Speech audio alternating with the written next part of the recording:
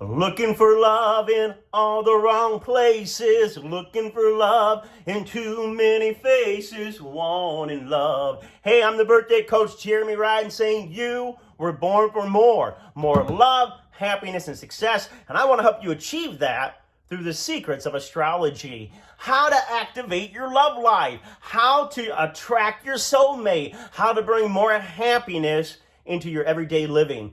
This can be seen in the natal chart. You know, I just did a video earlier on interracial marriage, interracial dating. Is your soulmate from a different race? If you haven't watched that, go check it out. I'm probably going to create a love playlist just for those people that want to find a husband, a wife, a boyfriend, a girlfriend, a soulmate connection, a sexual connection, a heart connection. I'm on fire, baby, because love is in the air. You deserve to be loved. You deserve to be treated with respect and dignity. Every woman and every man should be made to feel like you're the most desirable person on the planet when someone's making love to you, at least once in your life. Anyways, all right, let's get right into it. How to activate your love life according to your astrology chart. Now, what I'm going to tell you is the planet Venus.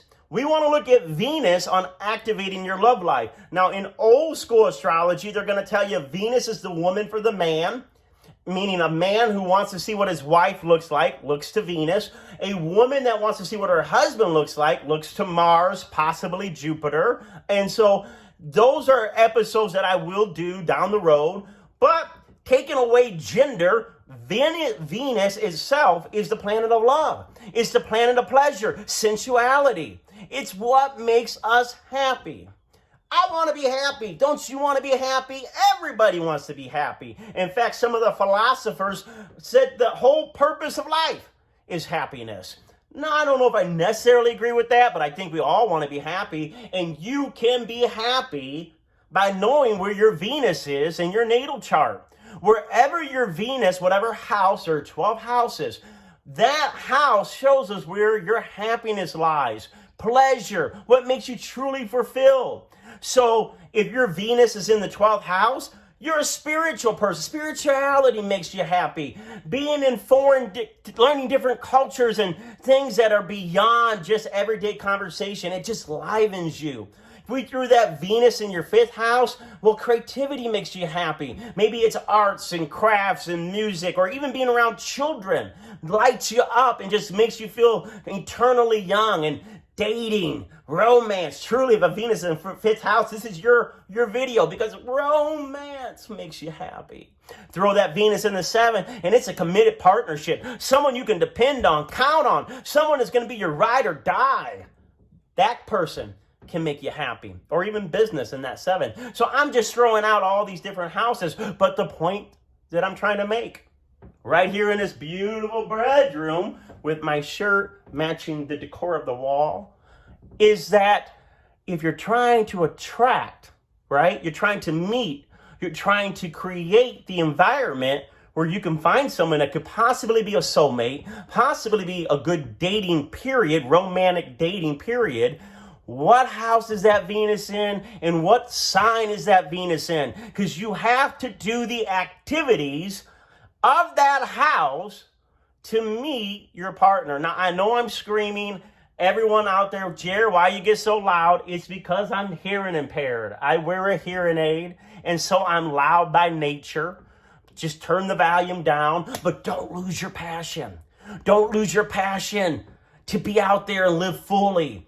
And do that by knowing where your Venus is. And so if your Venus is in something very outgoing like Leo, if your Venus is in Leo and you're more of a quiet person, you're going to have to sometimes get out of that shell and speak up. So even if you're a very quiet sun sign, your Venus says you got to speak up, you got to shine, you got to take center attention. You got to roar. This girl is on fire. Meaning that Venus in Leo requires that if you're going to be seen by the man or seen by the woman, you got to put yourself out there. You got to take the lead.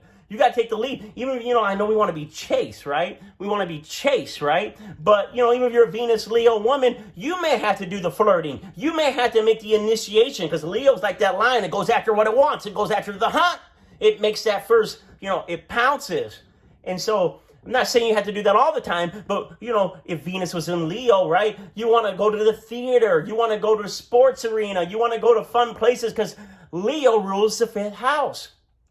So even if you're not a very creative person, if that Venus was in Leo, no matter what house it is, you would still want to do 5th house because Leo's the natural ruler of the 5th. So that means you would naturally want to go to places, like I said earlier, a theater, concert, music, places where people perform, places where people are going to have fun. It's in the fun and the laughter that you can actually meet your soulmate, meet people to go on future dates, right? Or that could be opposite. Let's say that, I'm thinking, there's so many things. It's just awesome. Where is your Venus? What sign is it in? What house is it in? When you Google that, your natal chart, and you see, okay, my Venus is in Taurus, or okay, my Venus is in the 11th house. If your Venus is in the 11th house, you need to get it into a charity, humanitarian charity events.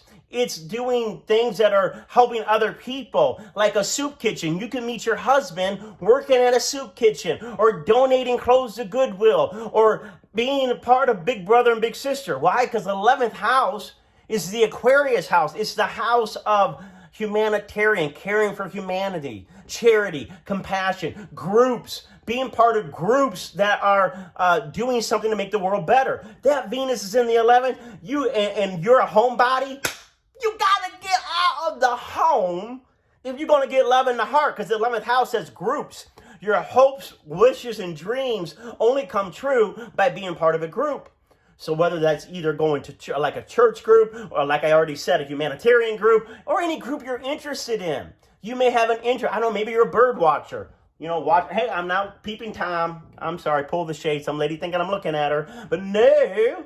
All I'm saying is, if you have a passion for some type of group activity and you got that Venus in the 11th, get into those groups, because that's where you can find some of your dating. And remember, Venus isn't just dating. It's also pleasure and happiness and what makes us fulfilled. So if you're not feeling as happy and excited in life, if you're not feeling very fulfilled, your Venus is dying. Your Venus is on low. It's on low. If you're Venus Aries, right? And what's Aries? Like that activity. You got to have physical activity. You got to have a venture. You got to have new things. And all of a sudden, you're doing the same routine, same 9 to 5. I drive the same way to work. I eat the same thing at work. I come home at the same time. I watch the same show. I go to bed at the same time. Your heart's shrinking because your Venus is dying. Why? Because if your Venus was in Aries, it demands freedom to explore new things. So even if you have to have a very routine job, even if you have a very routine sun sign, very Capricorn sun, if that Venus is in Aries, you better give yourself activities that challenge your physical body. Things that you make yourself, whether you're in a marathon, whether you're in a decathlon, whether you're also learning new things, traveling to new places, your Venus requires you to push yourself into new environments, challenging yourself. A worthy cause, something to try to conquer. That will make your heart expand, make you more happy. Listen, people want to be around happy people. People want to be around energy. They want happy energy. Even if you're a serious person, even if you're a pessimistic person, being in a good mood puts people in the mood. And your Venus, if it's not being fed, you're not going to be in a good mood. You're not going to be in a good mood. Look how happy I am. Woo! If you're happy and you know it, clap your hands. I'm not on drugs, not on speed, not on meth, not on any of that stuff, but I'm on my Venus. It's my Venus period. You hear that, ladies? A Venus period, right? My Venus period, because why? I'm a Venus in Leo. Leo likes what? Entertainment. It likes to be in front of the stage. This is my stage. You are my audience. I am doing what my Venus loves to do. That's probably why I'm going to get the Love Shack, because the more I'm on YouTube, the more I get dates and romance and love, and the more, that's what I'm trying to say. Stop and think. Put in the comment section, what house is your Venus in? What sign is your Venus in? And then let's start having a conversation on What activities does a Pisces do? What activity does a Capricorn do? What activity does a third house do? Right? You got Venus in the third house, online dating, baby. Don't feel bad about online. Go ahead and do Tinder. If that Venus is in the third, go ahead and do Grindr, whatever it is, because third house rules communication, specifically email, online, kind of like the 11th too. So for those that are looking for love, put down the love book. Don't go to Barnes & Nobles and buy another How to Attract a Soulmate. I just told you how to attract it. And if you don't know where your Venus is, you need to get a coaching. Now listen, I know you're all asking, Jeremy, do you do readings? I do birthday coaching. I will coach you on love. I will coach you on marriage. I will coach you. My website ain't up yet. When it gets up, I'll let you know. But some people are smart and they go to my email, thebirthdaycoach@gmail.com, and they send me an email so they can get on the list ahead of time for when I start opening up coaching and readings again. All right, everyone. I love you so much. You do deserve love. God bless you. See you next time.